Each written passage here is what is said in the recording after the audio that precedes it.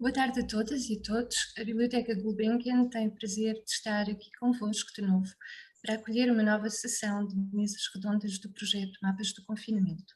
Uma iniciativa que abraça um coletivo de artistas num projeto multicultural, já que cada participante vive em países e continentes diferentes, tendo como denominador comum a língua portuguesa. Em nome da delegação da Fundação Carlos de Gulbenkian, em Paris, a Biblioteca Gulbenkian agradece a iniciativa deste projeto aos seus fundadores, Nuno Gomes Garcia e Gabriela Ruivo Trindade, que temos hoje o prazer de ter connosco como moderadora do debate. A sessão de hoje conta com a participação da escritora angolana Aida Gomes e do escritor brasileiro Rafael Azevedo. Apenas uma pequena apresentação dos nossos convidados. Aida Gomes nasceu em Angola, estudou Sociologia e Estudos do Desenvolvimento na Holanda. Trabalhou em países como Camboja, Moçambique, Suriname, Angola, Libéria, Sudão e Guiné-Bissau, em desenvolvimento e no contexto de missões de paz da ONU. Publicou em 2011 o romance Os Pretos de Pousa Flores, publicado pela Dom Quixote. Trata-se de um romance polifónico com um leque de vozes admiravelmente distintas, ora hilariantes, ora comoventes e poéticas. Aida Gomes narra em Pretos de Pousa Flores a história de uma família marcada pelas circunstâncias, acompanhando a memória do passado colonial, a decadência do Império, a guerra em Angola e o mundo da exclusão. Aida Gomes tem também textos publicados em revistas como Em Comunidade e Boala, Development Workshop de Luanda, Occasional Paper Series da Universidade de Nijmegen, na Holanda, Furistima, também em Nijmegen, Holanda, e na Revue Noire de Paris e Jornal Demos de Maputo. Quanto ao nosso convidado brasileiro, Rafael Azevedo, nasceu no Pará, norte do Brasil, na Amazónia, tem mestrado em estudos literários, é investigador e cursa doutorado na Universidade Federal do Pará, na cidade de Belém, onde reside. Publicou o conto Lavadeira de Rio em 2021, editado pela editora Selo of Flip, e estreou-se na ficção com o romance Ecos no Coração da Terra, publicado pela Cotter Editorial em 2021. Ecos no Coração da Terra narra a trágica decadência dos Vilas Boas, família oligárquica do norte do Brasil na Amazónia. Devemos dizer que a Amazónia é o espaço privilegiado na obra de Rafael de Azevedo. Quanto à moderadora do debate, Gabriela Ruivo Trindade, é formada em Psicologia, vive em Londres desde 2004. Venceu o Prémio Leia em 2013 com o seu primeiro romance Uma Outra Voz, publicado pela Leia em 2014, distinguido igualmente com o Pen Club Português, primeira obra em 2015 e publicado no Brasil em 2018 pela Leia Casa da Palavra. Uma Outra Voz retrata a imigração para a África de uma família de extremos. Publicou o conto infantil A Vaca Leitora pela Dom Quixote em 2016 e o livro de poesia Aves Migratórias na editora Onivá em 2019. Gabriela Ruivo Trindade dirige também a livraria online Miúda Children's Books, dedicada à literatura infantil de língua portuguesa. É mentora deste projeto, juntamente com Nuno Gomes Garcia. E é ela que eu deixo a palavra para iniciar esta quarta mesa redonda dos mapas de confinamento. Obrigada a todos. Boa tarde, boa tarde. Queria cumprimentar os meus convidados, a Aida Gomes e o Rafael Azevedo. Queria agradecer à Biblioteca da Fundação Carlos de Gulbenkian em Paris, nas pessoas da Isabel Barros e da Cristina, agradecer imenso esta parceria e esta colaboração. E vamos começar, então, o Mapas do Confinamento. E é só falar um bocadinho, assim, muito rapidamente, deste projeto. O Mapas do Confinamento é um projeto que visa reunir obras literárias e artísticas de autores e autoras do mundo lusófono, isto é, de todo o território da língua portuguesa, portanto, diferentes sotaques, diferentes cores, uma grande diversidade, que espelha precisamente a grande riqueza da nossa língua, não é? O projeto, portanto, é publicado num site, que é o www.mapasdoconfinamento.com, O projeto ainda está a decorrer, portanto, todos os dias temos novidades, as obras vão sendo publicadas aos poucos, portanto, e como eu disse, todos os dias temos novidades. Temos também a revista Mapas do Confinamento, que é uma outra publicação que também reúne os mesmos trabalhos dos artistas, mas num formato diferente. Neste caso em PDF, que poderá ser descarregado gratuitamente. E pronto, e também poderá ser impresso, caso as pessoas tenham essa vontade, não é? Neste caso impresso manualmente em casa. Vamos também ter parcerias com universidades para proceder às traduções, e é uma coisa que já está em andamento. Eu gostaria de confirmar que vamos ter parcerias em França com a Universidade Sorbonne e com a Universidade Jean Monnet de Saint-Étienne, não sei se pronunciei bem, provavelmente não. E aqui na Inglaterra com a Universidade de Oxford e Edimburgo. E, portanto, não deixem de nos visitar, o site, vou repetir, é o www.mapasdoconfinamento.com, onde poderão encontrar todas estas novidades que acabei de dizer. E sendo assim, começávamos então a entrevista. Aida, ia começar por ti. Olá. Não estávamos a ouvir. Ok. Agora já estão a ouvir. Já está. Eu de vez em quando a minha voz tem pressão baixa. Ok, então olá e obrigada por teres aceito estar aqui presente neste dia. Eu começava por te perguntar o seguinte, é uma pergunta aberta, como eu disse há pouco, isto vai ser mais um diálogo do que propriamente pergunta-resposta, não é? Portanto, nós estamos a viver uma realidade que é esta pandemia, não é? Que fartamos-nos de dizer que é algo inédito na vida de todos nós, da nossa geração, não é? Não temos memória de uma coisa destas. A última pandemia que houve, a gripe espanhola, foi no século passado, no tempo dos nossos avós, não é? E, portanto, estamos a viver uma realidade em que a perda de liberdade individual é um facto constante, não é? E todos os dias nos confrontamos com esta perda de liberdade individual. Não podemos fazer aquilo que fazíamos antes. Estamos condicionados, estamos confinados, digamos assim. E não deixa de ser curioso. Eu, pelo menos, faço esta reflexão, já fiz bastantes vezes. Esta perda de liberdade que a pandemia trouxe, em meu ver, é uma novidade para alguns setores da população apenas, isto é, para os setores privilegiados, não é? Porque nós temos partes da população, nomeadamente minorias étnicas, não é? Mulheres, homossexuais, transexuais, enfim, temos uma data de setores da população que já vivem em confinamento, entre aspas, não é? Isto é, já veem as suas liberdades individuais todos os dias, diariamente, serem comprometidas. E, portanto, isto é uma novidade, não é?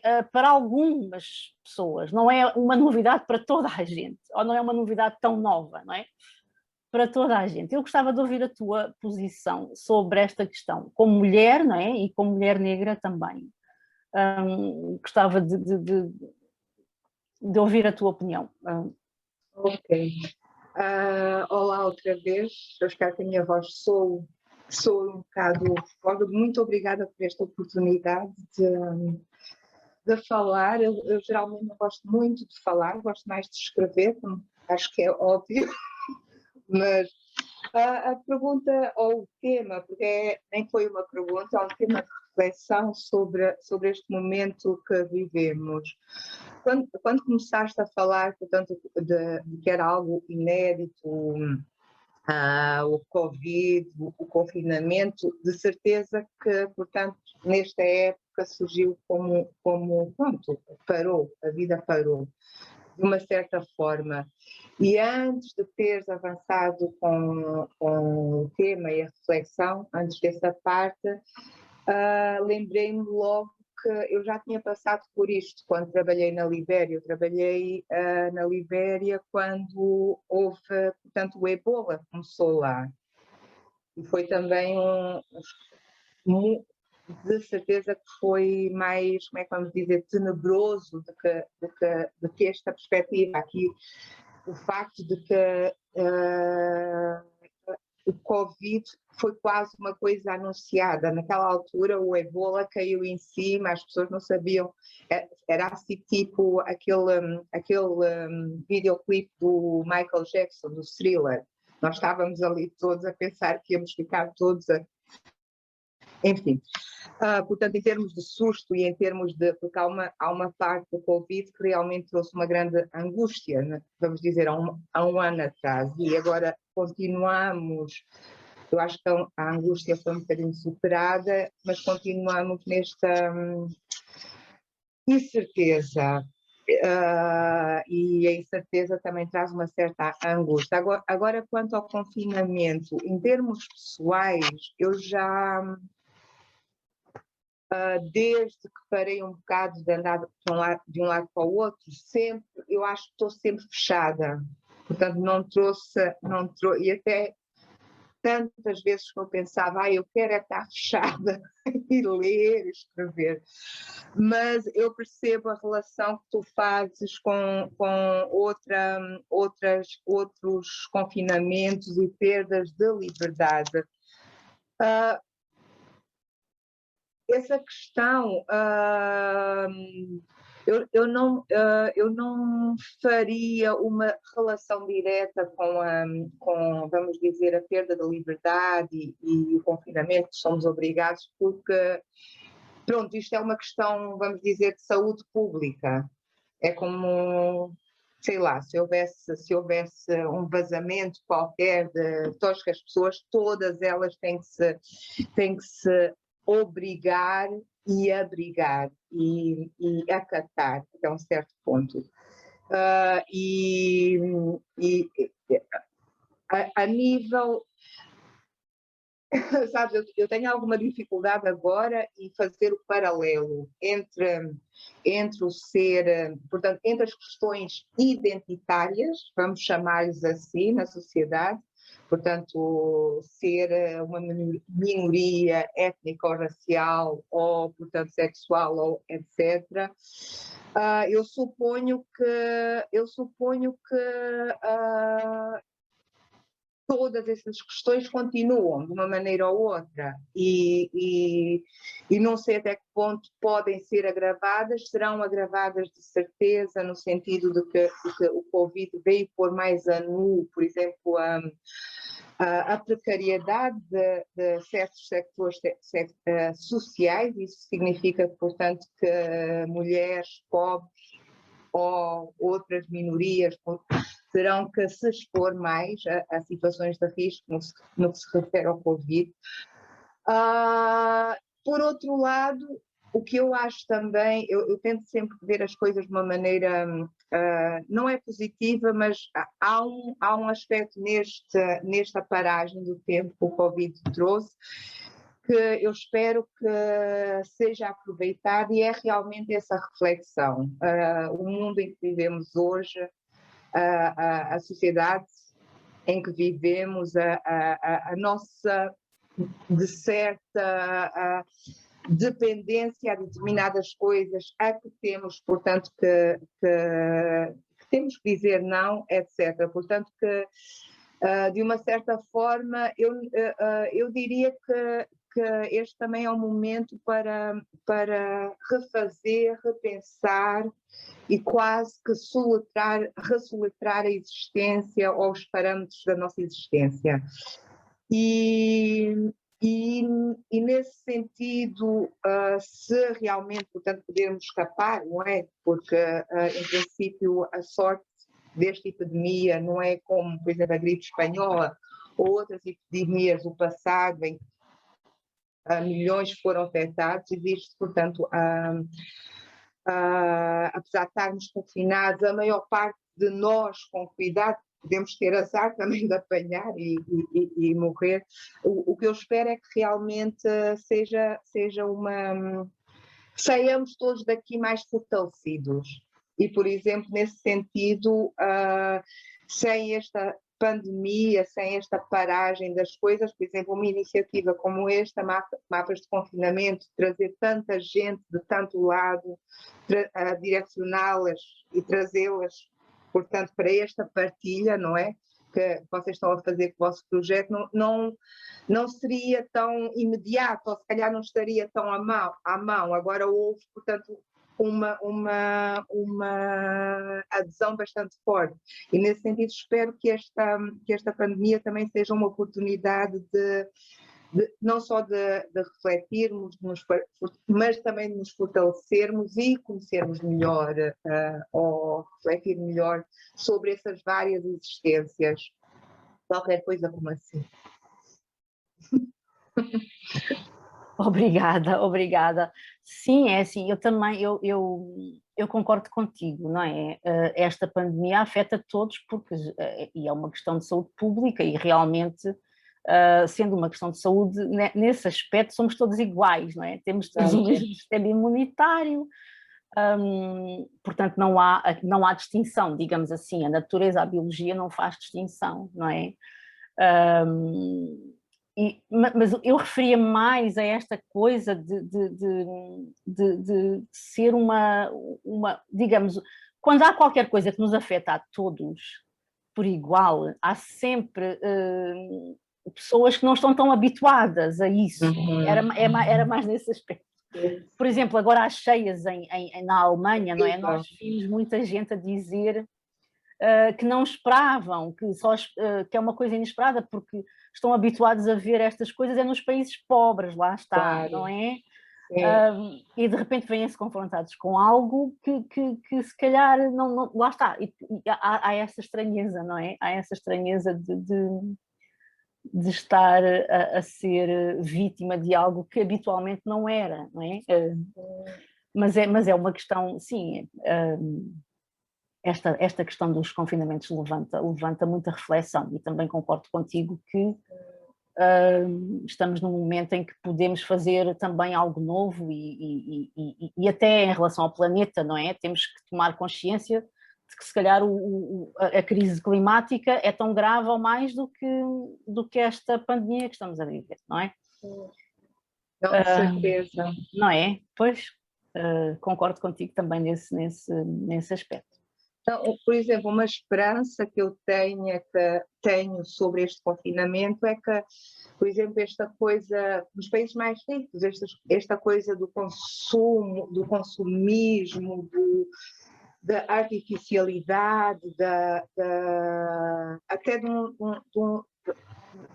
uma vivência semi-artificial que as pessoas, portanto, ao terem que ficar confinadas, se apercebam que realmente é preciso dar uma maior substância, não só à vida delas pessoal, mas também, portanto, olhar à volta e aperceberem-se de que há muita coisa.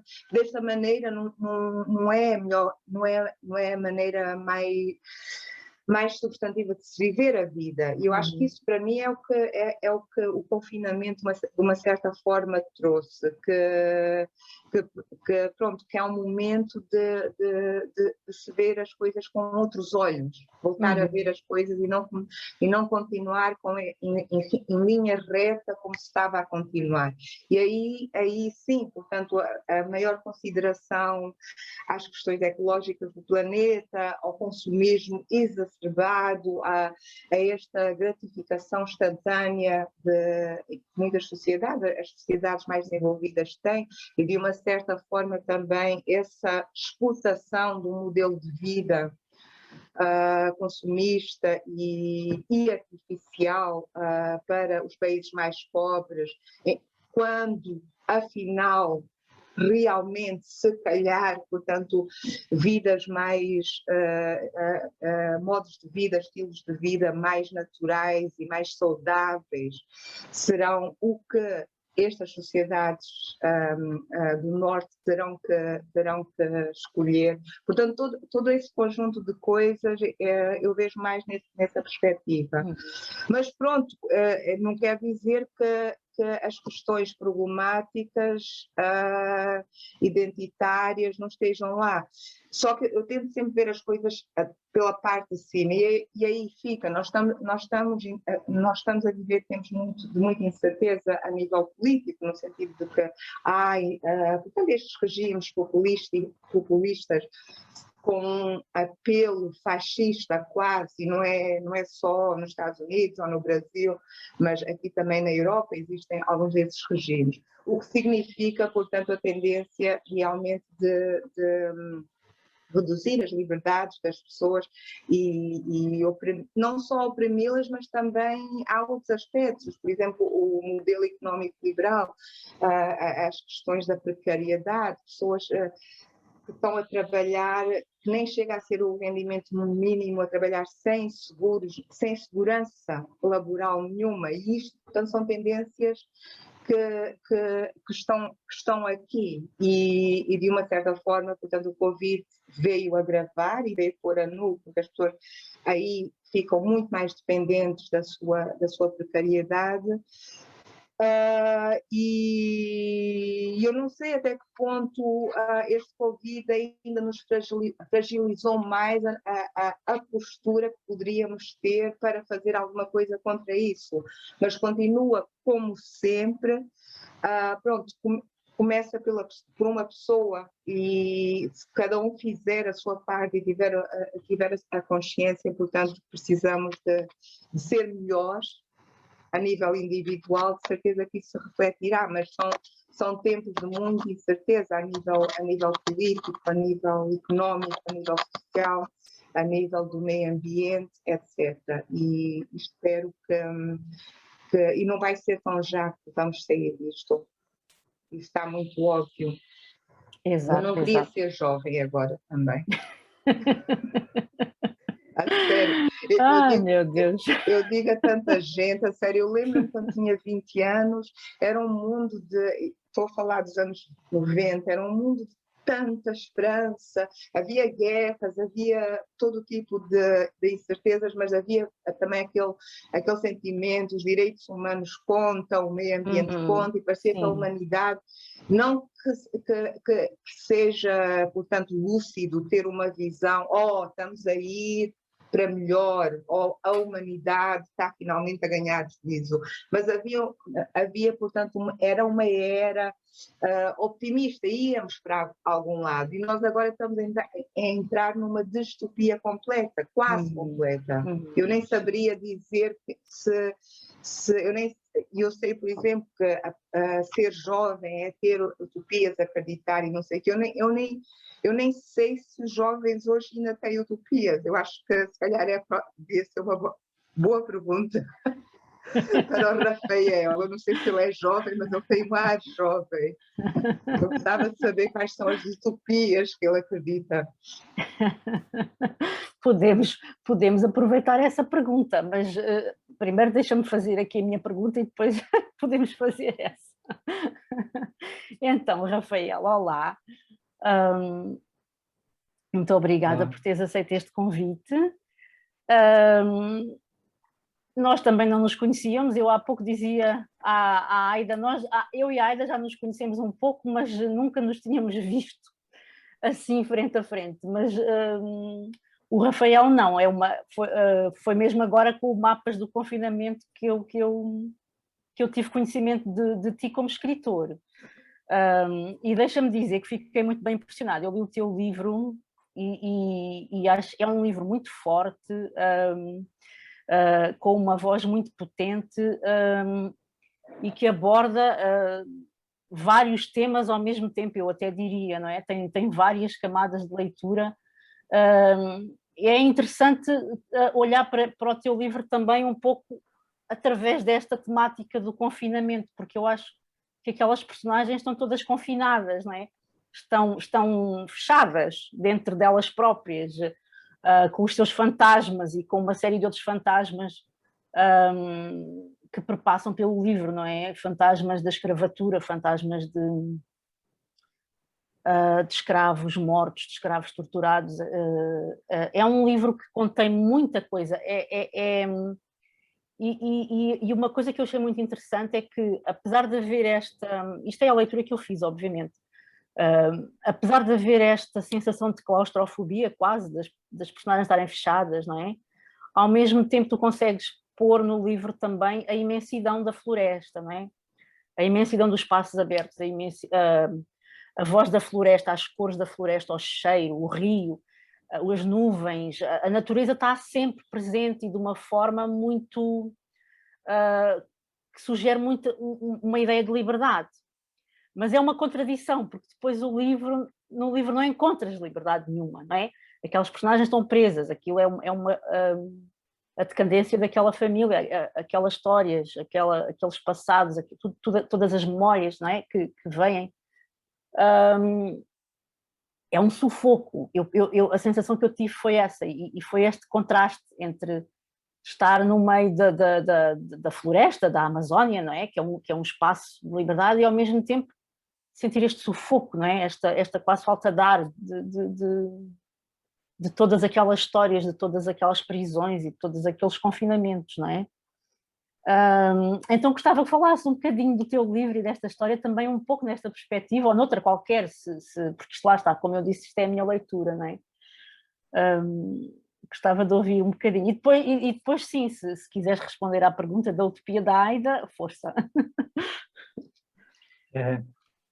Eu primeiramente quero agradecer e cumprimentar a todos, porque é um encontro importantíssimo, né, nesse momento de pandemia, enquanto confinamento, mas também expansão de um pensamento, de uma mentalidade reflexiva, porque o que trouxe também muito para um pensamento de momento, espero que não seja somente uma questão de presente, mas também de perspectiva, porque estende a ideia de perspectiva, joga um presente para um futuro, né, para um depois, e aí traz uma ideia de esperança, ou podemos traduzir em utopia. Enfim, é um momento importantíssimo, esse diálogo também é importante. E a ideia do livro, enquanto confinamento contraditório dentro de uma floresta, ele traz uma reflexão justamente para um momento que nós estamos vivendo. Eu demorei 9 anos para terminar o livro, nunca tinha publicado nada ainda, por não ter realmente certeza de que o texto me convencia. Se o texto não me convence, por que vai convencer o leitor enquanto verdade de linguagem? Enquanto linguagem que se expande para outras reflexões e trazer questões de todos os níveis, de todas as camadas. Então eu demorei, refiz, reescrevi, escrevi. E coincidentemente ele está sendo publicado num momento de pandemia, em um momento em que o meu país passa por não somente um confinamento, mas ataques às liberdades, aquilo que foi conquistado durante muito tempo, porque no Brasil, o Brasil ele não trabalhou a sua memória, ele não trabalhou o seu passado. Então, nós vivemos numa espécie de democracia como pêndulo. Ora ele vai para um lado extremamente conservador, ora ele vai para um lado progressista. Então, esse lado conservador, ele segura tudo o que tinha para segurar até não dar mais, ou seja, até explodir. E isso se configura no ataque às liberdades conquistadas durante muito tempo. Então, o Brasil não passou somente por uma ditadura, mas ele passou por sistemas extremamente cruéis. E reivindicar ou reconhecer esses direitos é muito difícil para uma classe dominante no país. E a arte ela vem justamente para trazer uma mentalidade, como essa mentalidade funciona e ainda perdura num país extremamente desigual em todos os níveis, mas belo, né?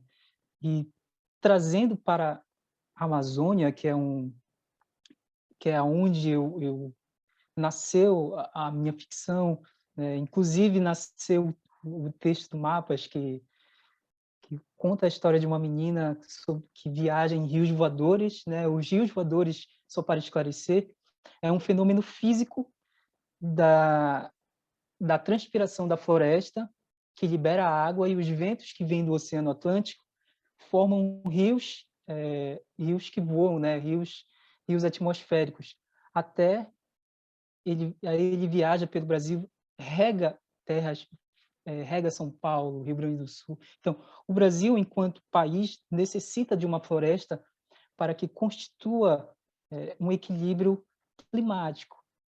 E dentro desse rio físico, uma criança consegue sonhar num momento de confinamento, ou por incompreensão a um momento de confinamento, ela consegue viajar dentro desse rio, que é um rio metafísico, que é o sonho, que é a liberdade.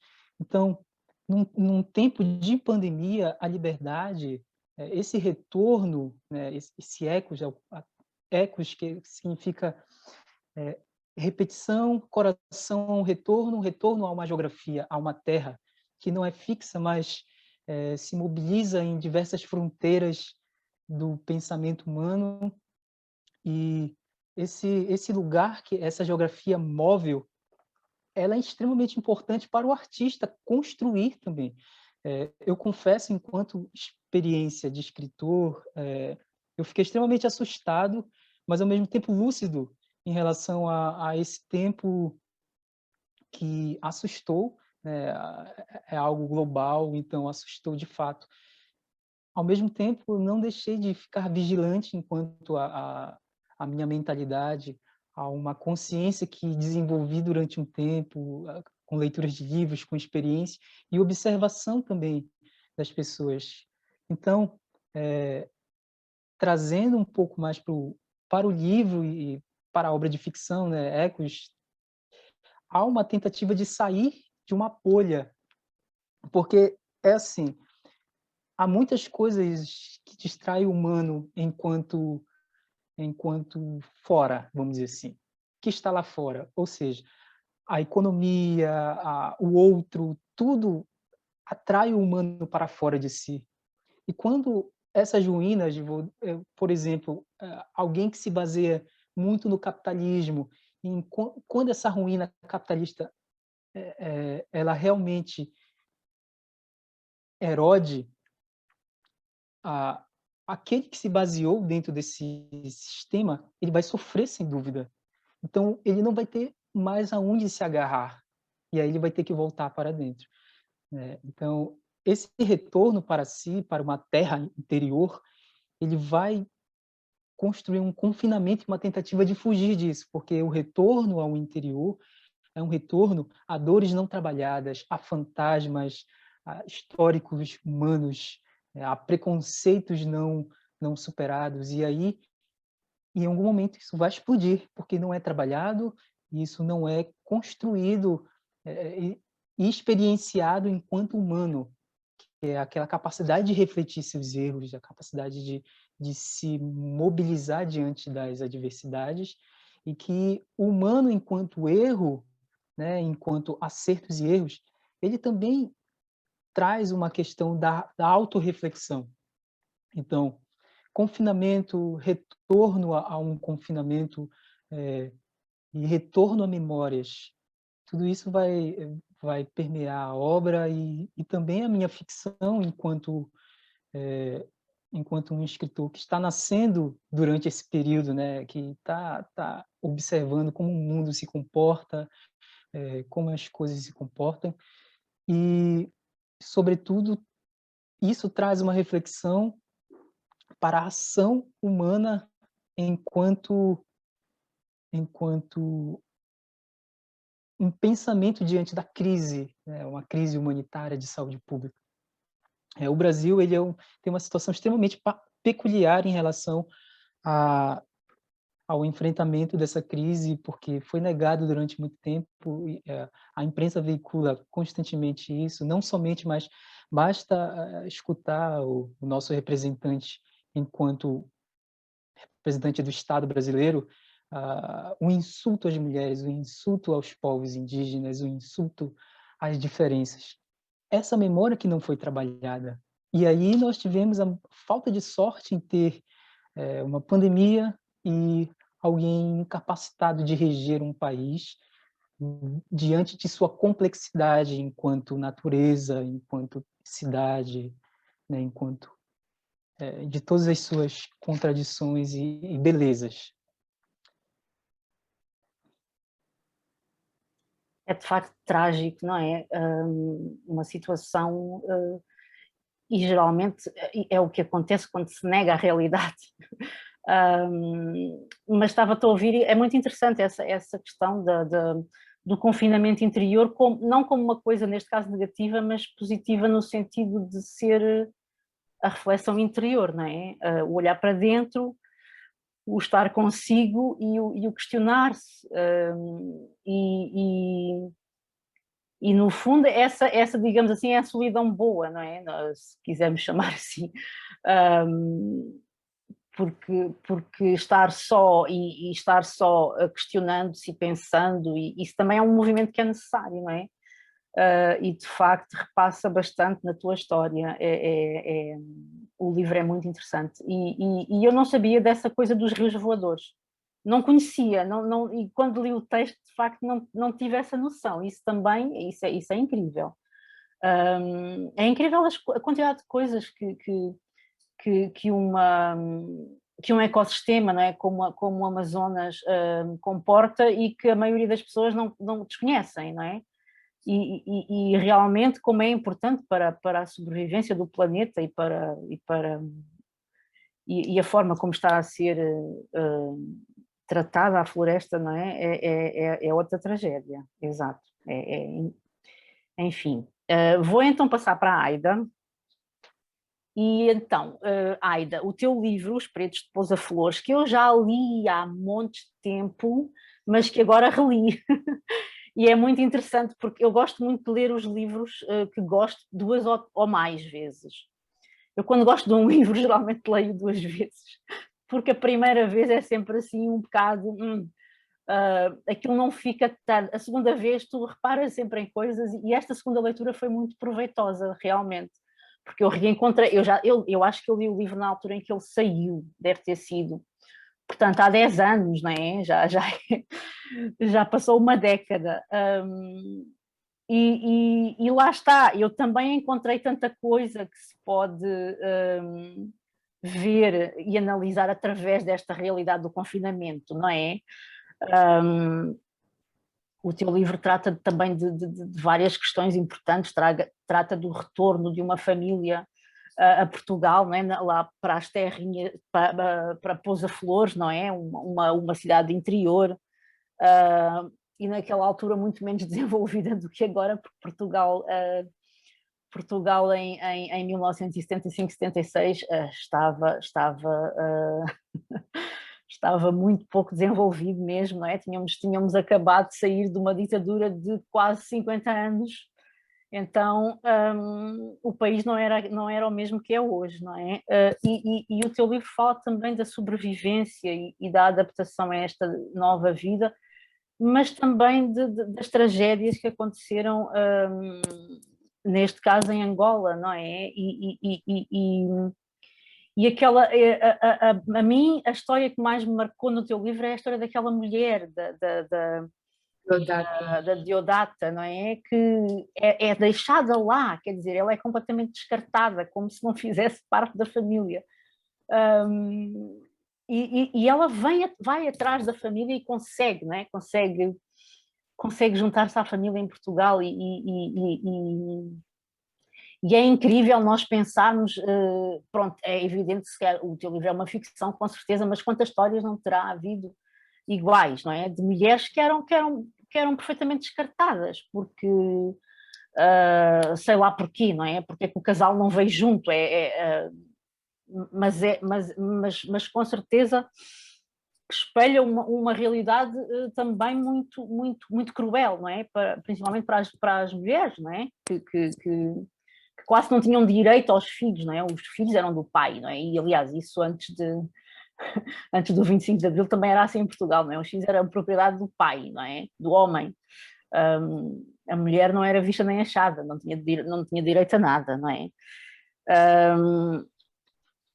Então, ao ler o teu livro, também reflete um pouco sobre tudo isto, não é? E também a forma como aquela aldeia ou vila, não tenho a certeza, de Pousa Flores, em Portugal, era um meio tão fechado, não é? Tão fechado sobre si mesmo, lá está, tão confinado. Isto é, se o país naquela altura já estava confinado também, as cidades do interior então ainda mais, não é? E não pude deixar de fazer esta reflexão também. E também gostava de te ouvir um pouco sobre isso, Aida, sobre... Ok. Oh, engraçado que tenhas lido mais uma vez. Pois eu de vez em quando também leio, vou só para me lembrar de algumas coisas, mas já, realmente o livro já se passaram. Eu acabei de pintar o meu cabelo de escuro, mas porque também já se passou uma década e já estou com brancas. Aí demonstra o tempo que passou. Pois, eu acho que o livro por si, neste momento, essa relação com o confinamento, será também no facto de ter 6 personagens e elas estão a falar e a expressar-se, portanto, de dentro para fora. E quase, portanto, elas quase nos monólogos de cada uma existe, portanto, a solidão de si. É como se elas estivessem a ver um mundo e a falar a partir, portanto, de uma certa solidão, de uma certa solitude. Mas por outro lado, assim, olhando de novo para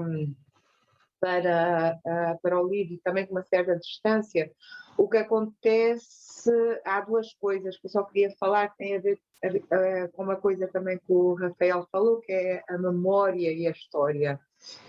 E realmente o que eu quis ali fazer foi mesmo olha, embora eu não considero que seja um livro histórico, não pertence ao género histórico porque não segue a cronologia, vai para o passado e para o presente, mas eu queria ver, portanto, de uma certa maneira, como é que a história de Portugal e Angola, portanto, se entrecruzaram.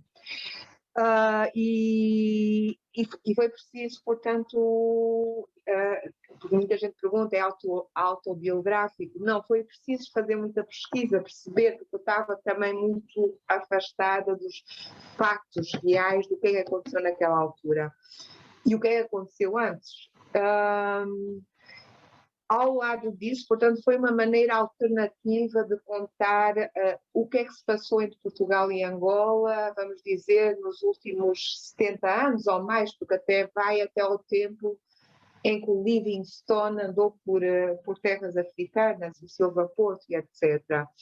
Mas também é uma história de memória naquele sentido de que quando se fala, portanto, em história, e quando a história nos remete, portanto, a processos como, portanto, colonização, descolonização e a imensa crueldade que sempre acompanha, portanto, a ocupação, porque a colonização é conquistar e ocupar. Nesse sentido, eu perdi um bocado o fio dos meus pensamentos, mas era uma maneira de... O que eu quis fazer, e eu lembro muito, eu tinha muito nítido na minha cabeça, era que geralmente, eu não li muito, vamos dizer, eu tive 20, 30 anos fora do mundo da lusofonia. Estive em Angola e a trabalhar em África, em muitos países anglofones, não sei o quê. Mas eu lembro-me que as personagens, vamos dizer, quando se falava de Angola e Portugal, e quando se falava, portanto, vamos dizer, que há uma separação entre negro e branco. Então, na literatura oficial, portanto, havia também a maneira como os portugueses brancos, contavam a sua história e havia, portanto, ali, vamos dizer que a nível da literatura temos aquela imagem do Lobo Antunes, do soldado traumatizado, mas, no entretanto, portanto, era normal para os soldados irem a uma casa de, como é que se diz? Prostíbulos, ou sei lá o que é que se chama aquilo, com meninas de 12, 13 anos, depois o trauma e etc. Mas não havia nunca a voz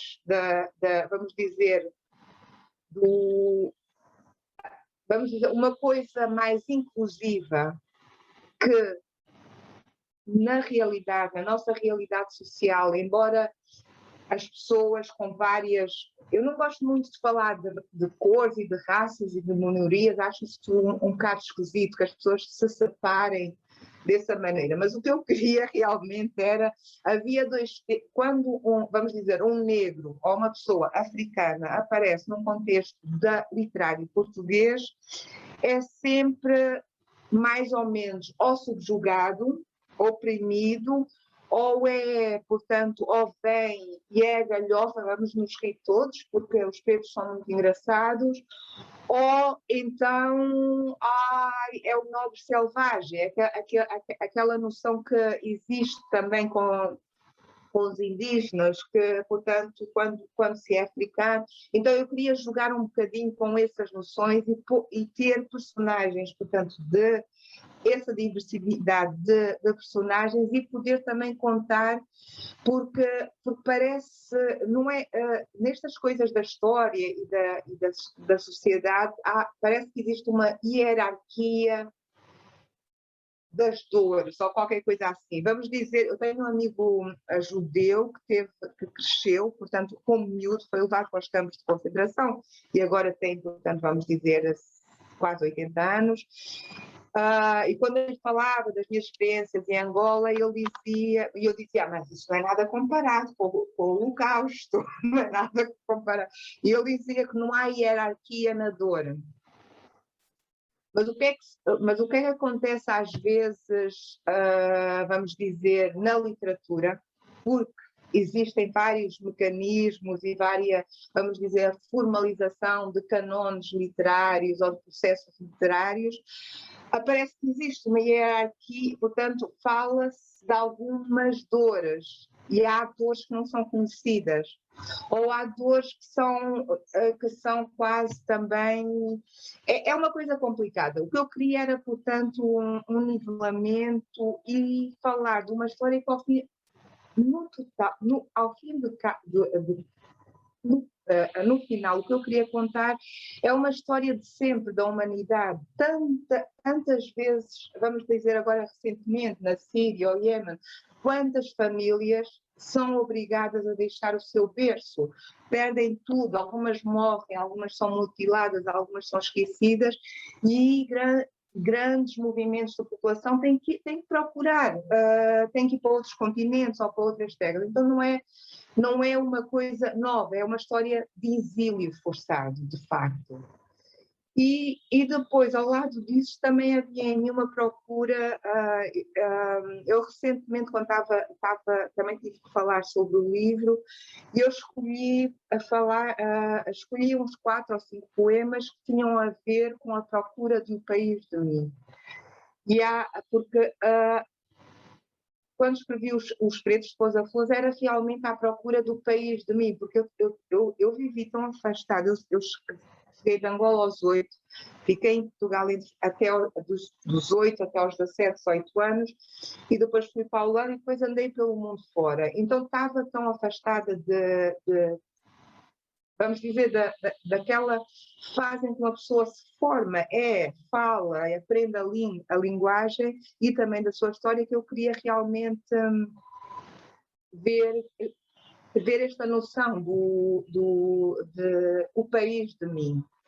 E isso, portanto, é mais ou menos, portanto, não sendo a minha história, era, portanto, reconfigurar um país da mesma maneira como existe, portanto, vários poemas, que é, portanto, eu acho que o Eduardo White tinha um poema que se chamava O País de Mim, a Gabriela Mistral tem um poema que se chama já me esqueci, mas é o país de qualquer coisa, e o Ruth Knopfler tem outro poema que se chama O País dos Outros. E há sempre essa noção, portanto, é o país de mim, é o país dos outros, é o país do esquecimento, é o país de não pertencimento. Então foi uma maneira de, entre história e literatura, tentar fazer isso. E depois, por outro lado, também o que me... Por isso é que eu também criei uma estrutura um bocado complexa. Algumas pessoas queixam-se que é muito confuso, muitas personagens, todos a falar de uma forma diferente, mas também foi, para mim, foi uma forma de entrar outra vez em contato com a língua portuguesa, que eu já estava há 20, 30 anos sem contacto diário, direto. E então, para cada personagem, para algumas personagens tive mesmo de fazer muita pesquisa, por exemplo, a ruralidade do interior de Portugal. Em contraste com isso, a maneira de falar angolana. Em contraste com isso, por exemplo, o Silvério, que é o estereotipo do colonial português, busquei para ele aquela linguagem que se falava no século XIX, que é um pensamento, diria, mais... É uma maneira de articular as ideias de uma maneira mais elegante. Acho que perdemos um bocado da elegância na articulação da linguagem. Eu gosto muito nesse sentido, aprecio muito a literatura de 100 anos atrás, só por isso, porque há uma certa maneira de estar. Portanto, mas para mim foi o prazer também de estar outra vez de novo em contacto com a língua portuguesa e procurar, portanto, formas diferentes de expressão para cada personagem. No fundo, dares voz, não é? A outras pessoas, aos protagonistas quase do tal êxodo, não é? Que trouxe tantas pessoas naquela altura para cá. Eu agora ia dizer para cá, não é para cá porque eu estou em Londres. É para aí. Para aí, sim. Exato, e como tu dizes muito bem, é um drama que se repete, não é? Nós vemos agora essa questão novamente com esta crise dos refugiados da Síria, não é? E da forma como a Europa está a fechar-se e a criar-se quase uma fortaleza em que as pessoas não podem entrar e ficam ali à mercê do mar, quer dizer, é uma situação que, como dizes muito bem, não quer dizer, por mais repetições, por mais que a história se repita, não é? Continuamos a cometer os mesmos erros, e é uma coisa também que sempre faz muita confusão, não é? Não, o que eu acho pior desta época é realmente que se está a criar uma insensibilidade atroz. Portanto, por exemplo, o Rafael estava a falar da história do Brasil, que está cheia de uma crueldade terrível. Mas portanto, é de todos os tempos, há épocas em que realmente existe uma solidariedade coletiva, mundial, o espírito, a consciência, e nós estamos a atravessar uma época em que parece que estamos, como é que vamos dizer, quando vamos ser operados e nos dão uma daquelas injeções. Anestesiados. Estamos bastante anestesiados, porque ao mesmo tempo, eu não sei se também se determinados sectores sociais, o grau de entretenimento, o grau de... portanto, as pessoas não existe uma sensibilidade para o que realmente está mal e vai mal. E nesse sentido, realmente um nicho onde essa sensibilidade pode ser desperta é a literatura, e que haja pessoas a escreverem e que haja pessoas a lerem.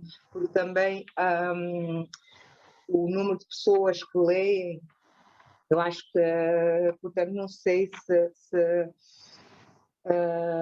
onde é que isto vai parar. Eu sei que haverá sempre gente que continuará a ler, mas porque eu acho que a literatura, os livros que são escritos, portanto, com aquela e que têm que ser escritos para ser um bom livro, precisa de uma imensa devoção, não só à escrita, mas também ao sujeito em si, na sua amplitude.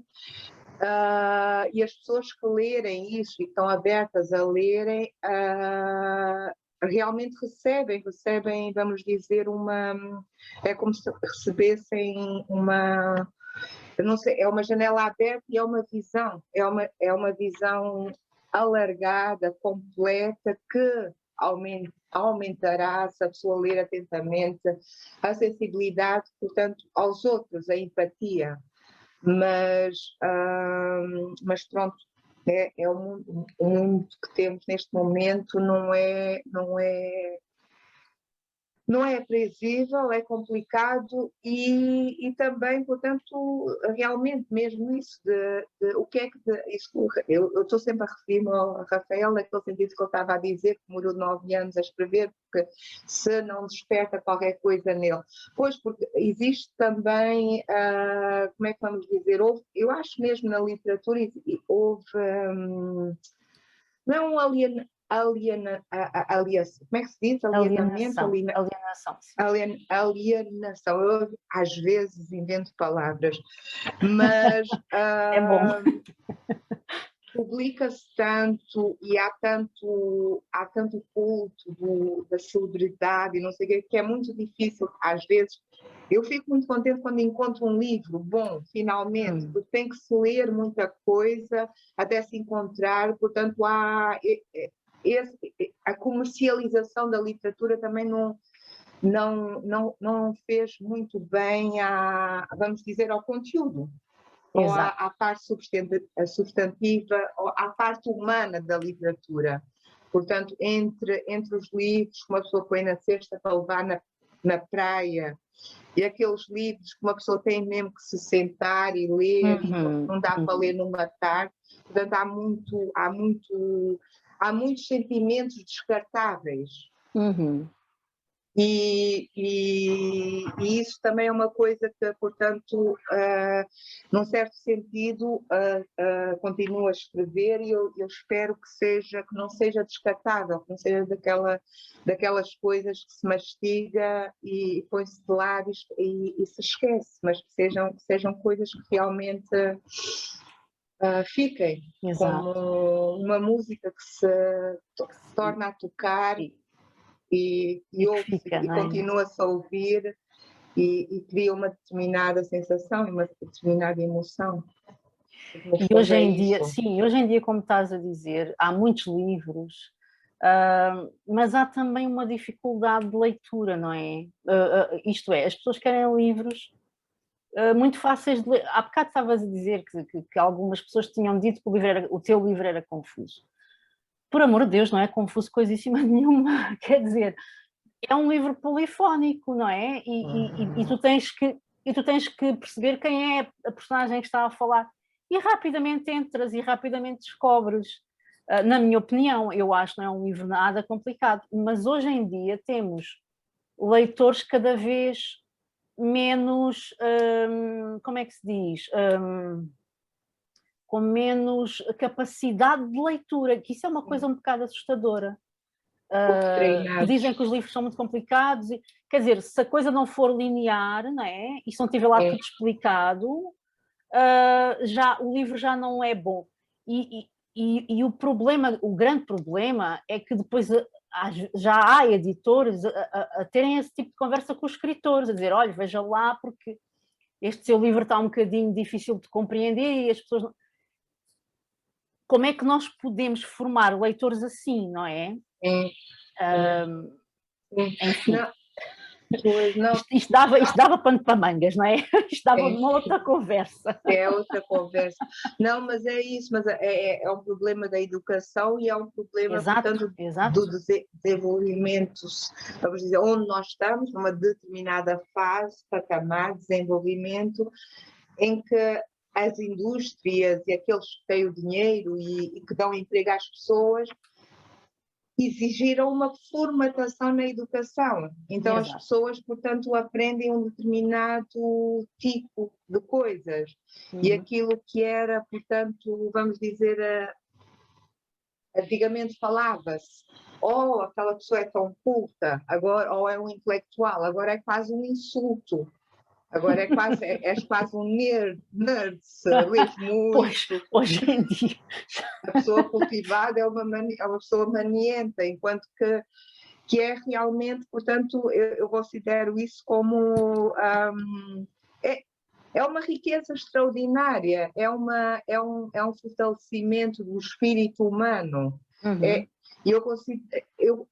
É claro que não se compara, mas e tu escreves, o Rafael escreve, mas escrever um livro custa imenso e é tão, vamos dizer, claro, eu imagino o que é que será construir ou inventar um avião ou inventar um computador, deve ser uma coisa tremenda, mas vai muito, portanto, exige imensa, não só concentração, mas, portanto, conhecimento da realidade, do sentir humano, da existência humana, etc.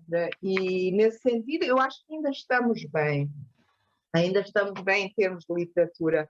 Mas uma coisa engraçada, agora também vou já parar de falar, mas eu cheguei do Brasil há 3, 4 dias atrás, estive lá meio ano e vou voltar, mas eu penso, mas tem a ver com a dimensão do país. Eu senti que há mais amor pela leitura e pela literatura e mais diversidade do que existe, por exemplo, em Portugal, isso de certeza. Porque, claro, Portugal também acaba por ser um cantinho, não é, da Europa, não se compara, não sei quantos habitantes tem, 12 milhões, não é? 13, 18? Sim, desculpa, Aida, desculpa, estava aqui distraída porque estava aqui a ver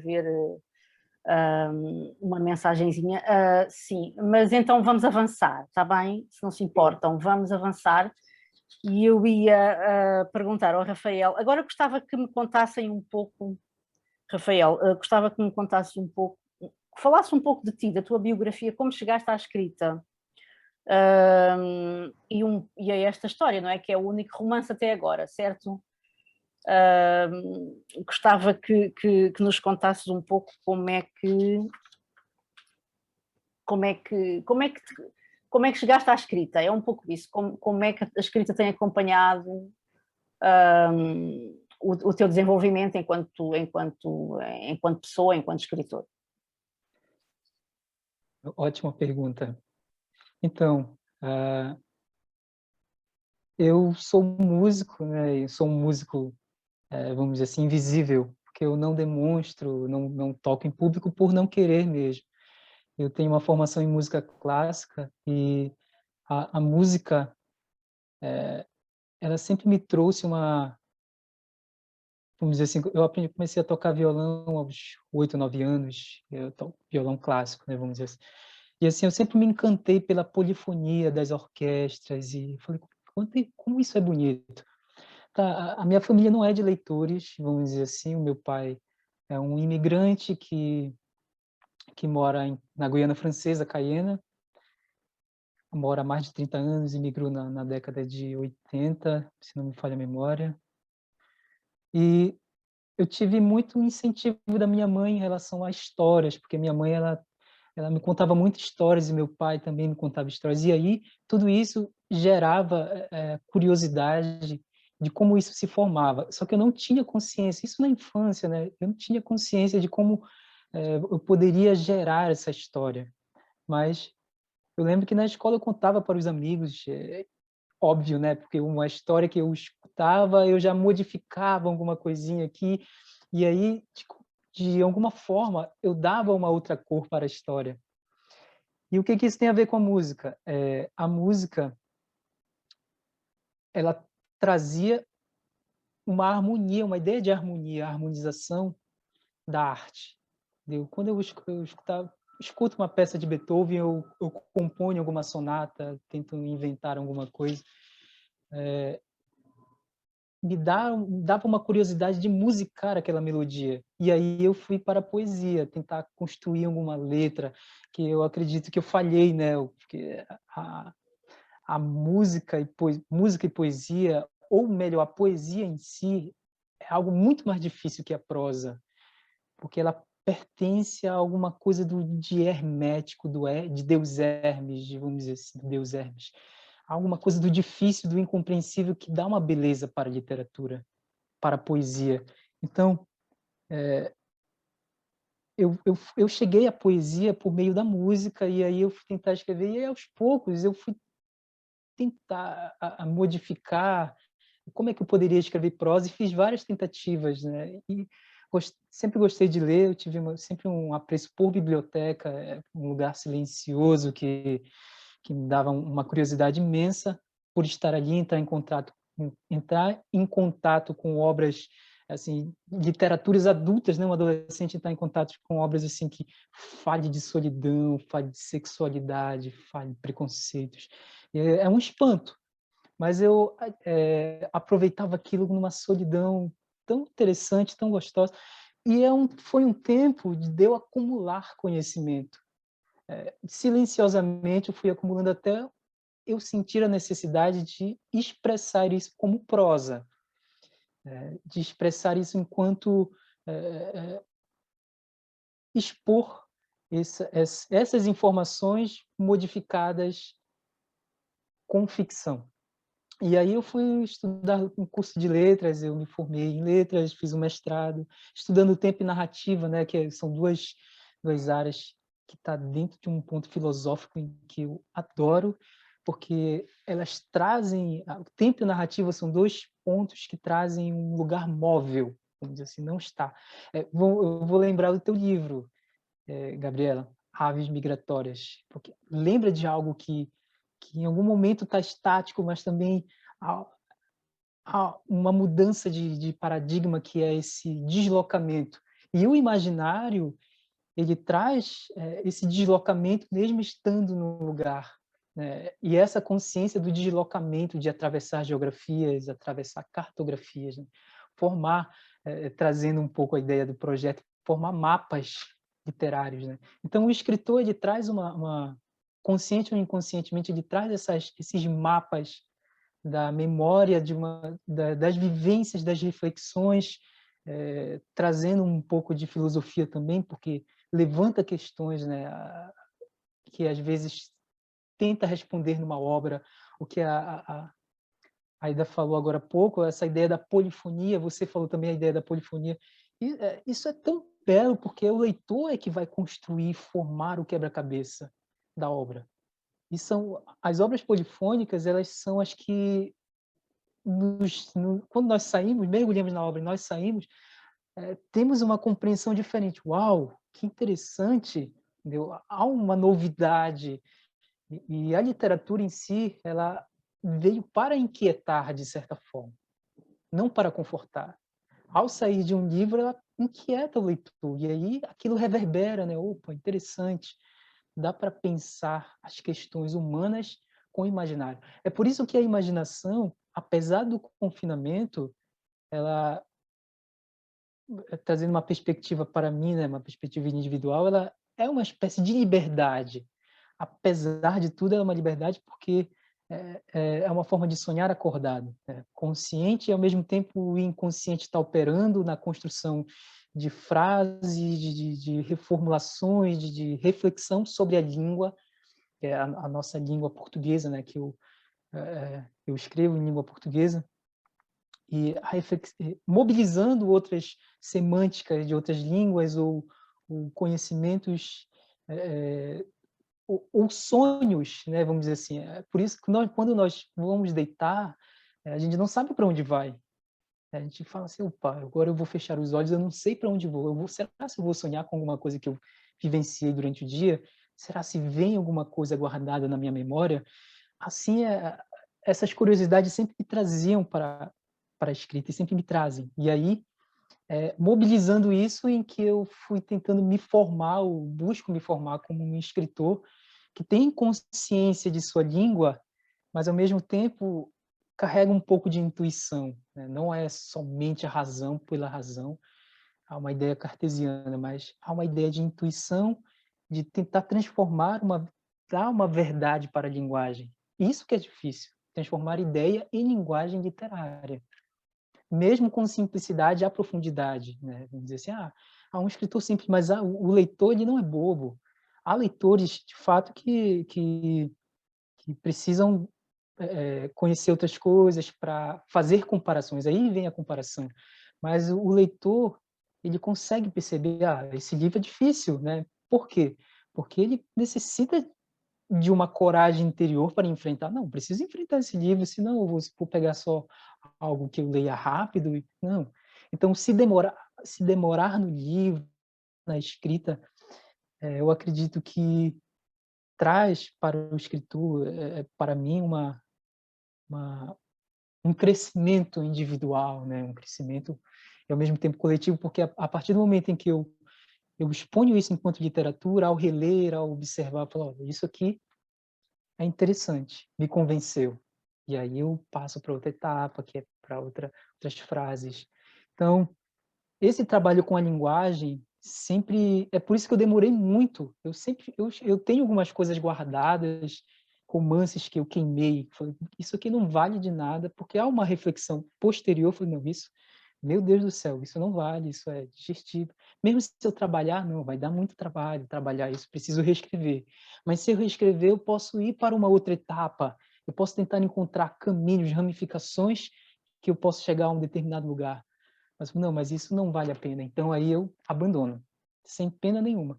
Agora, contos, poesia que eu escrevo, que eu sinto necessidade de guardá-lo, falando isso aqui pode servir em algum momento, porque há uma verdade na linguagem, né? Uma verdade que eu esqueço que eu estou lendo literatura, um monte de palavras organizadas para chegar a uma outra etapa do conhecimento, que é a imaginação, né? A imaginação humana que inquieta, traz reflexões sobre determinadas coisas. E é daí que vem a reflexão, a transformação de indivíduo enquanto escritor e também enquanto leitor, né?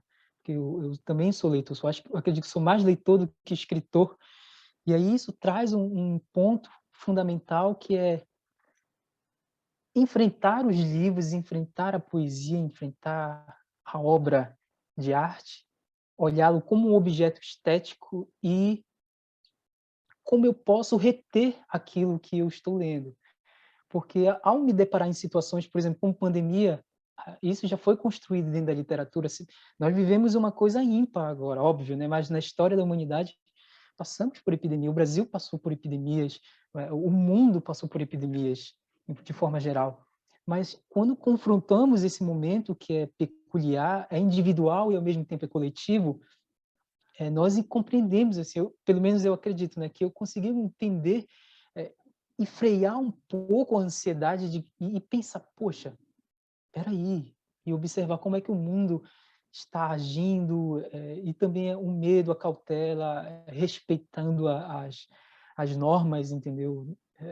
Infelizmente, muitas pessoas foram para o precipício por não passar por esse crivo de reflexão, porque há diálogos, há vozes e vozes tentando, vá por aqui, vá por ali, vá por aqui.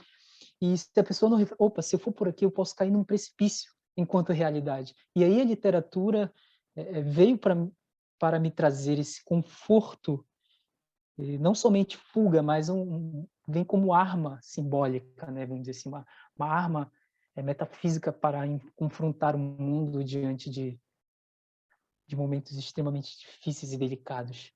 E, ao mesmo tempo, encontrar saídas, né? Porque corre um risco de entrar num pessimismo profundo e aí desconfiar de tudo, né? Desconfiar de todos, desconfiar do mundo, e entra num pessimismo extremamente individualista, de um mundo em que torna-se muito mais destrutivo do que construtivo, de confrontação do cotidiano.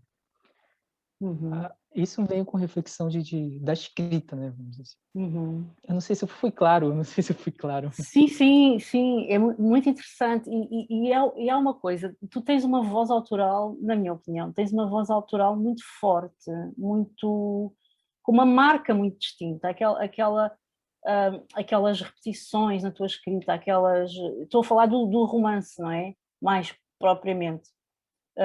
Uma escrita com algumas repetições, é como se nós sentíssemos o tempo passar, em cada frase que vamos lendo, é como se sentíssemos o tempo passar. Um, e depois, ao mesmo tempo, muito imagética também. Como eu dizia há pouco, nós conseguimos quase ver a floresta, sentir os cheiros, sentir a umidade no ar. Eu acho que tens uma voz muito, muito, muito tua. Aquelas coisas que se costuma dizer que cada autor tem a sua voz. Eu acho que tu encontraste a tua voz. Como isto é um primeiro romance, eu perguntava-te também se... E tu também escreves poesia, não é? Porque até para os mapas também enviaste uns poemas. Há pouco dizias que com a poesia és um bocadinho mais reticente, não tens tanta certeza se aquilo se resulta ou não, mas também és um poeta, não é? E eu perguntava também se esta tua voz autoral é uma coisa que só estará presente neste romance, ou se é uma coisa que sentes que já encontraste, e como é que ela se relaciona também com a poesia. Ok. Enquanto poesia, a poesia ela está dentro da minha obra porque ela carrega uma sonoridade, carrega uma concentração, uma concisão em que eu acho fabuloso nos poetas, que como eles conseguem fazer fundamentar essa concisão que é muito da filosofia, né, de colocar um verso e concentrar muita significação dentro de pouca coisa. A meu ver, é muito difícil de fazer isso, mas eu tento desenvolver isso e eu busco desenvolver, melhor dizendo, dentro da prosa, porque isso eu tento mobilizar esse lugar que é um lugar da sonoridade, que é um lugar dos ecos das palavras que vão se repetindo e formulando outras significações, embora os sons sejam semelhantes. E ir num desenvolvimento, mesmo pegando a base, trazer algo novo e assim, dentro de uma repetição, que eu acredito que é muito da poesia. A poesia e a música têm isso. Eu acho que é muito por isso que eu retorno a dizer que é muito difícil para mim publicar. Eu não sei quando eu vou publicar. Talvez eu tenho algumas coisas, alguns contos prontos, mas quando eu perceber que realmente está pronto para ser publicado, aí sim eu vou fazer todos os trâmites de pensar numa casa editorial que seja importante para abrigar a obra. Mas enquanto isso eu não tendo segurança da obra enquanto que tenha algo a ver comigo, com a minha identidade. Porque Ecos ele inaugura um escritor, vamos dizer, né? Inaugura algo meu que eu tentei buscar durante muito tempo e a repetição de outros autores, construir espelhos, né? Espelhos metafísicos, tentar pensar como outros autores, até encontrar durante um crivo a sua própria voz. Isso é muito difícil. Eu espero ter encontrado a minha, né? Vamos pensar assim. Eu espero, né? Há uma dúvida no ar, mas eu pretendo seguir com esse estilo.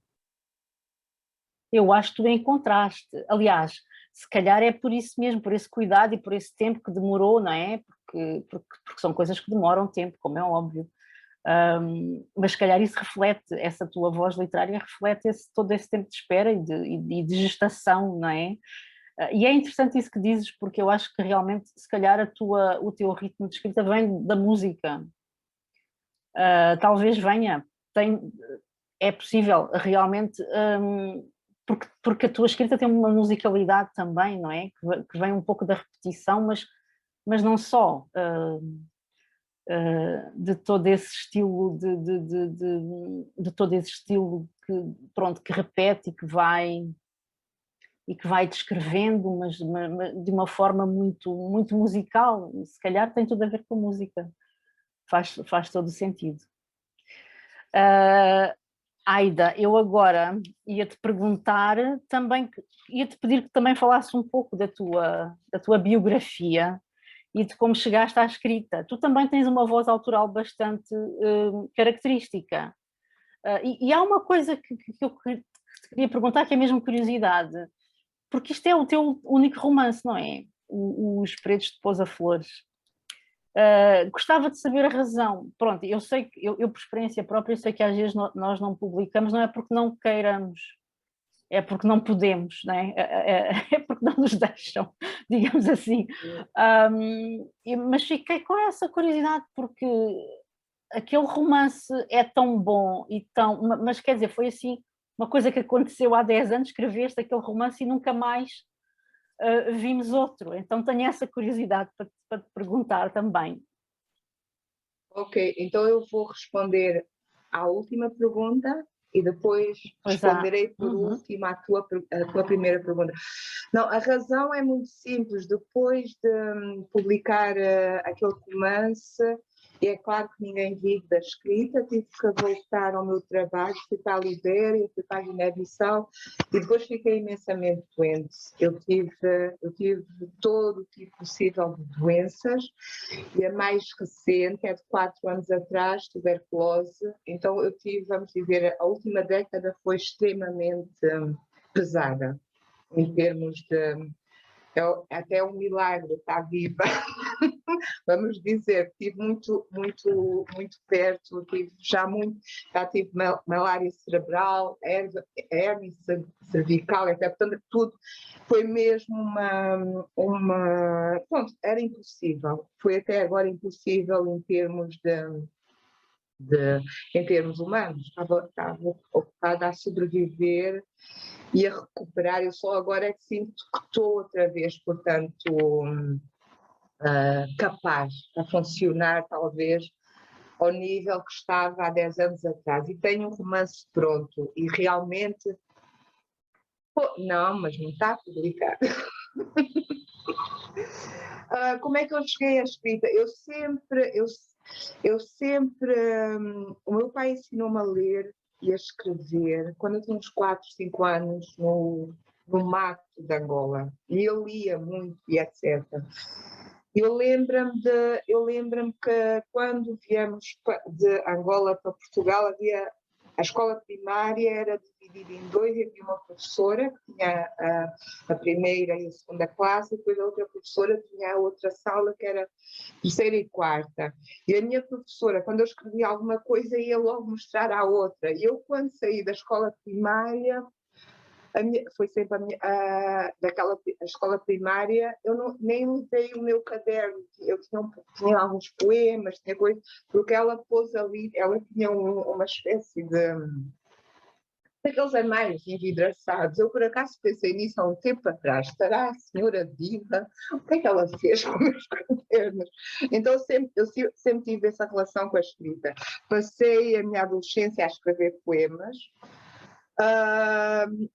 A primeira versão do romance tinha escrita aos 20 e tal anos. Eu lembro-me quando entrei na universidade na Holanda, eu tenho um amigo, ainda é meu amigo, montamos uma revista literária e nós éramos 6 ou 7 jovens naquela altura e era só Baudelaire, Proust, assim, todos manientes da literatura, aquele grupo que estava sempre... não só essa revista literária, mas outra que também fazíamos nós próprios, etc. E, por acaso, eu ainda estou em contato com esse meu amigo e ele continuou, tem festival, na Holanda, continuou, tem festival literário, tem uma livraria, publicou poemas, tem um projeto de tradução a nível da Europa e dos Caraíbas e não sei o quê. E ele disse, olha, disse ele, de nós os 6 ou 7 daquele grupo, quando tínhamos à volta de 20 anos, ele disse-me: só eu e tu é que ainda estamos ocupados com a literatura, ou estamos ativos na literatura, porque realmente isto de escrever, vamos dizer que, eu diria, não é um luxo. Para mim não é um luxo, para mim é uma necessidade, é onde eu me encontro como pessoa, mas não é, como é que vamos dizer, não é simples pôr tudo de lado e ter tudo organizado à nossa volta, em termos financeiros, em termos materiais, em termos até de obrigações, a vários níveis familiares, e uma pessoa escrever. E também não é por nada que, portanto, a maior parte geralmente, a maior parte dos livros e da literatura foi sempre, portanto, as classes altas, porque tem tudo, já está tudo à volta deles organizado. É só sentarem-se em frente à secretária e quando não se tem isso, não é? Quando se tem essas condições todas, portanto, é mais difícil. E, por outro lado, também, vamos dizer, eu não quero ser aquele, não é querer ser, eu nunca serei aquele tipo de pessoa que consiga publicar um livro por ano. Eu percebo exatamente aquilo que o Rafael estava a dizer, tem que estar mesmo completamente na minha cabeça como limpo e que funcione. Que se possa ler da primeira página à última de uma maneira que esteja bem. E demora bastante tempo chegar a esse ponto. Depois há outra coisa que tem a ver realmente com o pertencimento. Quando, por exemplo, fui apresentada como angolana, há uma revista angolana de literatura que se chama Lavra. E eles, há uns meses atrás, fizeram uma espécie de contagem das escritoras e dos escritores. E depois contaram 200 escritoras angolanas, acho eu, 200. E depois disseram: estamos a ganhar porque temos até mais que Moçambique. Acho que Moçambique só tinha 60. Portanto, escritores, quer dizer, poetas, e estamos a falar desde que a literatura como sistema existe nesses países, em Moçambique e Angola. E eu até fiquei admirada porque eu tenho um pouco... não é um problema de pertencimento, mas às vezes, eu, por exemplo, se fosse agora para Angola, claro que sei que, por um lado, portanto, serei recebida de braços abertos. Há pessoas que ainda conheço, há pessoas, etc. Mas, por outro lado, estou há muitos anos fora de Angola, da mesma maneira que estou muitos anos também não pertenço a Portugal, também sinto-me aqui uma forasteira. E também acho que tenho coração de nómada. Eu nunca estive mais que 2 ou 3 anos no mesmo lugar, mas isto é já desde que eu nasci. O meu pai também estava sempre a mudar de sítio. Eu estive sempre a mudar de sítio. E eu agora também... do mundo, não é? És uma cidadã do mundo. Não te consideras... Eu ouvi alguém dizer: o que é isso? É muito estranho. Mas, de qualquer forma, claro que me sinto que, da mesma maneira, eu não me estou a comparar com ninguém, só estava a dizer que, por exemplo, um escritor russo que publicou nos Estados Unidos, Nabokov, toda a gente dizia é russo, embora tenha publicado em inglês, etc. Portanto, a pessoa guarda e resguarda aquilo que é, portanto, a sua origem, o seu berço, a sua identidade, não só a cor e não propriamente a cor da pele. Mas o que eu acho agora bastante desafiador e muito bom, e sinto-me com muita força, também comecei com 50 e tal anos, com um doutorado em História da Literatura, e faz parte desse processo também dos pretos, que é conhecer-me a mim própria, porque nós não temos, e é agora que eu estou a sentir, no Brasil, em Rio Grande, na Universidade de Rio Grande, e é só agora que eu estou a sentir que tenho um certo pertencimento. Eu pertenço a esta rota eu tenho uma transatlântica, transatlântica, não é? Transatlântica. Ok, eu não vou repetir.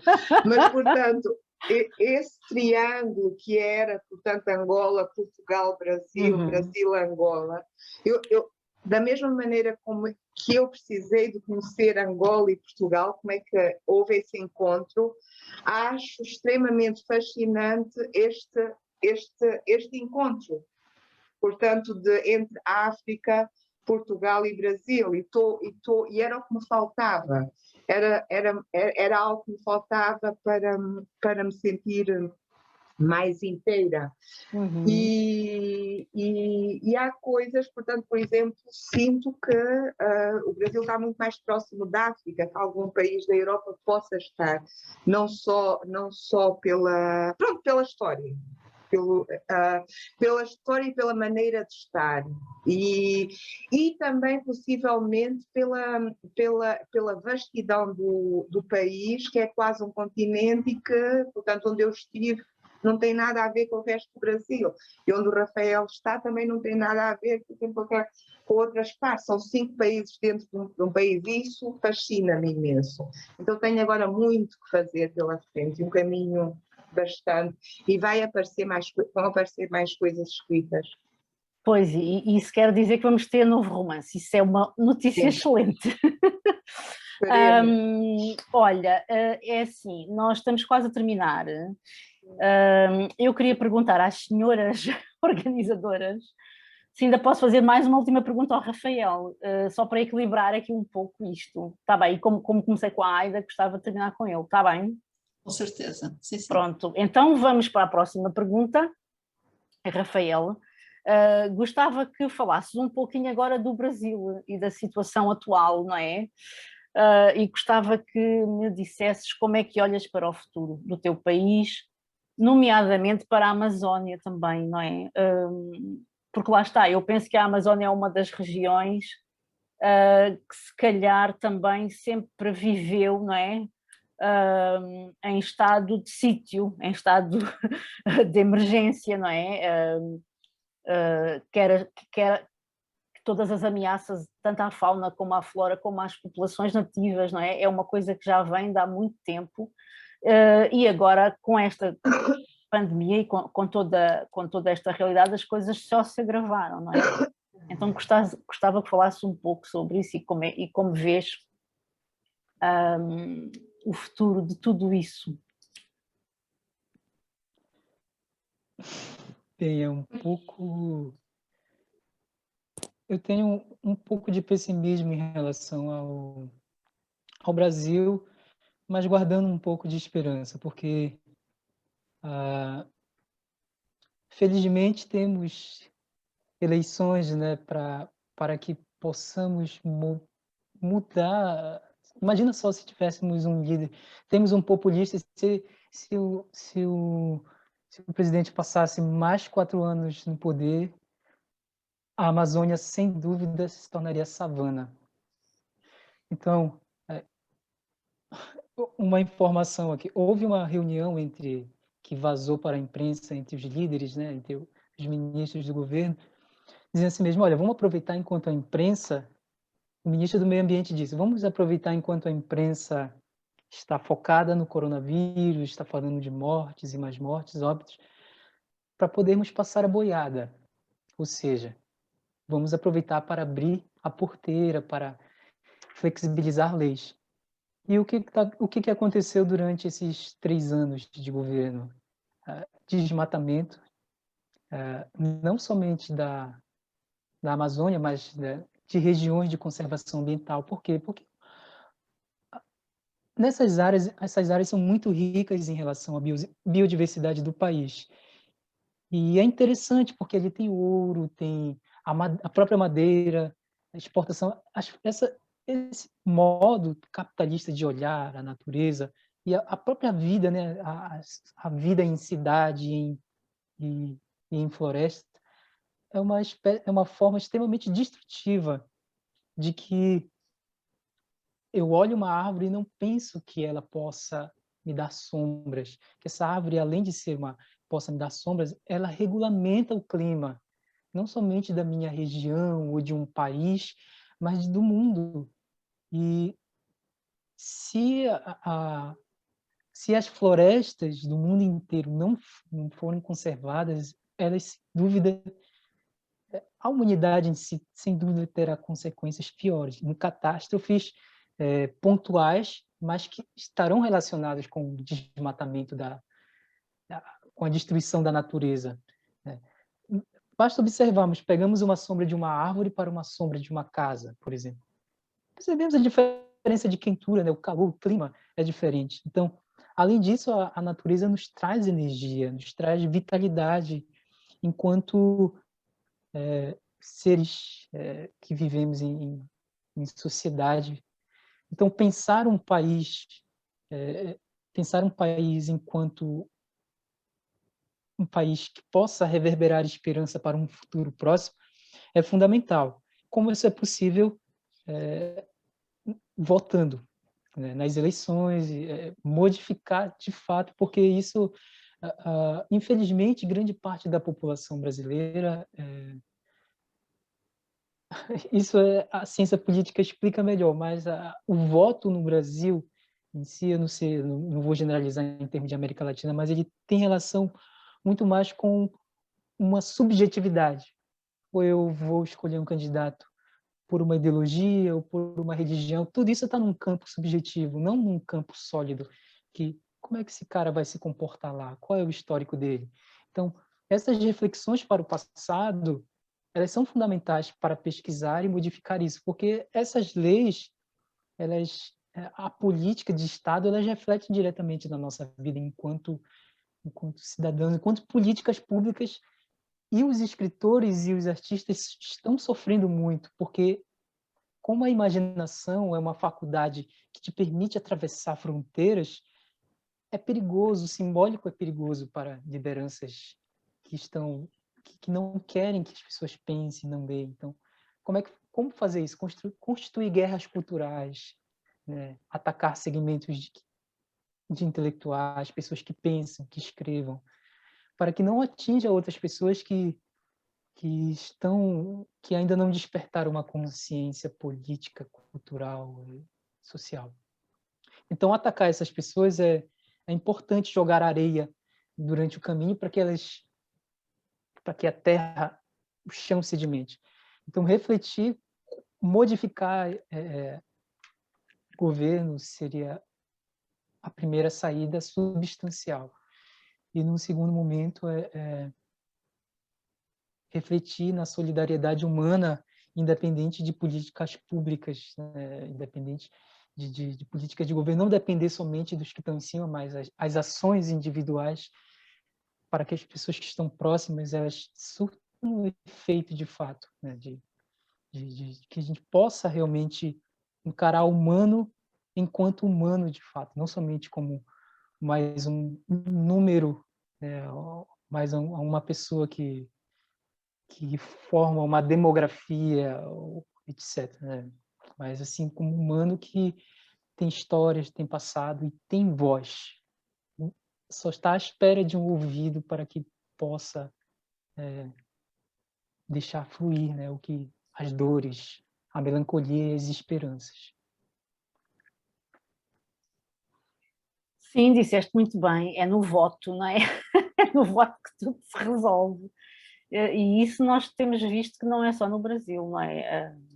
Tem, por exemplo, a eleição do Trump nos Estados Unidos, que felizmente já lá não está, parece que o povo americano aprendeu, não é? Seria muito bom que o povo brasileiro, à semelhança também, tirasse as mesmas, aprendesse, não é? As mesmas lições, esperemos.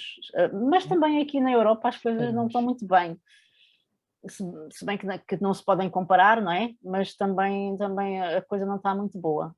E de facto o que nós vemos, há pouco a Aida dizia, não é? Que parece que não temos tanta solidariedade. Eu não diria, é assim, as pessoas, nós vemos correntes de solidariedade entre a população, entre os cidadãos comuns, não é? O problema é que quem está no poder depois não faz coro com essa solidariedade. Portanto, parece-me que é mais uma crise de democracia, porque as pessoas não votam, lá está, não é? As pessoas não votam e depois, portanto, os governos que são eleitos são aquilo que nós sabemos e que podemos ver, não é? E é realmente um grande problema. Tão grave ou mais do que a pandemia, não é? Enfim, bom, chegámos ao fim. O tempo passa num instante, não é? Quando uma pessoa está assim a ouvir e entretida a conversar. Foi um prazer enorme ter-vos aqui, Aida e Rafael. E, portanto, dou por encerrada a mesa redonda e passaria a palavra à Cristina, que é quem costuma encerrar, não é? Muito obrigada, Gabriela. Agradecemos aos participantes desta mesa redonda, a Aida Gomes, Rafael Azevedo e Gabriela Ruiz Trindade, por este debate que foi extremamente rico em torno do contexto atual da pandemia, da troca de experiências e, sobretudo, sobre a literatura. Queremos também agradecer a todos os que do outro lado assistiram a esta sessão, à distância, sem esquecer a nossa colega Isabel de Barros. Recordamos que Mapas do Confinamento conta já com 4 edições, com a de hoje, e que todas elas se encontram disponíveis no site da Gulbenkian de Paris e na página Facebook da Biblioteca.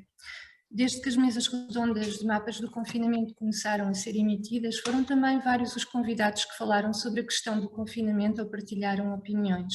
Contámos com a presença de Gabriela Silva, Irondina Joshua, Nuno Camarneiro, Ana Cristina Silva, Natália Timmerman e hoje com a presença de Aida Gomes e Rafael Azevedo, sem esquecer Nuno Gomes Garcia e Gabriela Ruiz Trindade. Vamos ter uma pequena pausa relativamente a estas sessões, mas depois elas estarão de volta em setembro e, portanto, daqui até setembro, boas férias para toda a equipa de Mapas do Confinamento. E aproveitamos também para relembrar os nossos leitores que a Biblioteca Gulbenkian em Paris se encontra aberta durante o mês de agosto, das 10 às 17, de segunda a sexta-feira. Uma vez mais, obrigada a todos.